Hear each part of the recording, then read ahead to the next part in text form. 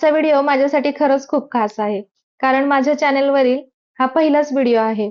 असं म्हणतात प्रत्येक नव्या प्रवासाची सुरुवात गोड असावी. म्हणून म्हटलं आपण आता काय गोड करूयात पहिल्या व्हिडिओला. मग म्हटलं चला मग पुरणपोळीच करूया. तसंही आता अधिक मास सुरू आहे. आमच्यात तशाही धोंडे पोळ्या अजून झाल्या नाहीत. म्हणून मग हा सगळा घाट घातला. आमच्या सातारा साईडला ना धोंड्याचा महिना असं म्हणतात बरं का. तुमच्याकडे काय म्हणतात? अधिक मास की धोंड्याचा महिना की अजून काही?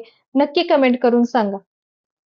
माझी आजी लहानपणी म्हणायची, "धोंडे खाल्ल्यानंतर दगड धोंड्यासारखे आपण भक्कम होतो." मग ते आम्ही लहानपणी पुरणपोळी खावी म्हणून म्हणायची की खरंच असे आहे, हे तिलाच माहीत. असो, मला अजून आठवते लहानपणी आम्ही पुरण खाण्यासाठी हट्ट करायचो. तेव्हा आमची आई आम्हाला पुरणाचे छोटे-छोटे लाडू म्हणून असे बनवून द्यायची. ते आम्ही खूप नाचत-नाचत खात बसायचो.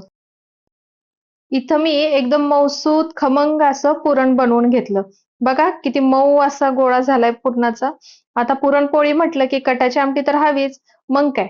मग मस्त अशी झणझणीत आमटी करून घेतली ना, एकदम लाल भडक अशी तरी असणारी आमटी झाली.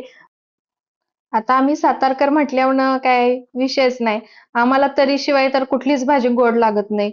अगदी चमचमीत आणि तरीवाली अशा आम्हाला सगळ्या भाज्या लागतात. बघा कशी चमचमीत आमटी झालीये.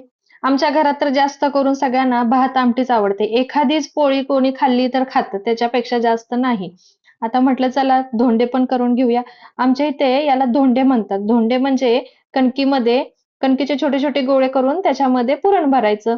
काही जण त्याला शिजवतात आणि आमच्याकडे तळतात. आम्ही तळून घेतो म्हणून मी इथे तळून घेतले. मी इथं 5च केलेले धोंडे.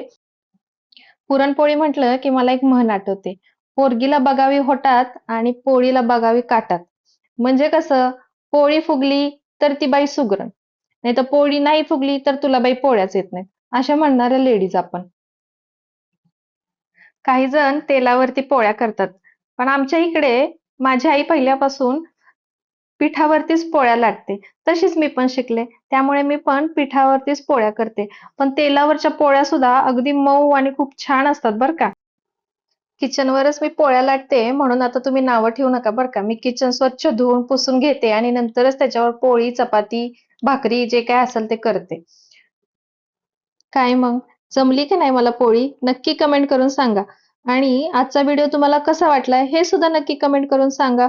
तुम्ही या माझ्या व्हिडिओपर्यंत आलात त्याबद्दल तुमचे खूप खूप थँक यू. माझ्या या प्रवासासाठी तुमच्या पाठिंब्याची खरंच खूप गरज आहे. तुमचा पाठिंबा असेल तर हा प्रवास सुद्धा आपला खूप सुंदर होईल याची मला खात्री आहे. चला तर मग नक्की लाईक, शेअर आणि सबस्क्राईब करा. पुन्हा भेटूया एका नवीन व्हिडिओमध्ये. तोपर्यंत बाय बाय. काळजी घ्या. आनंदी रहा.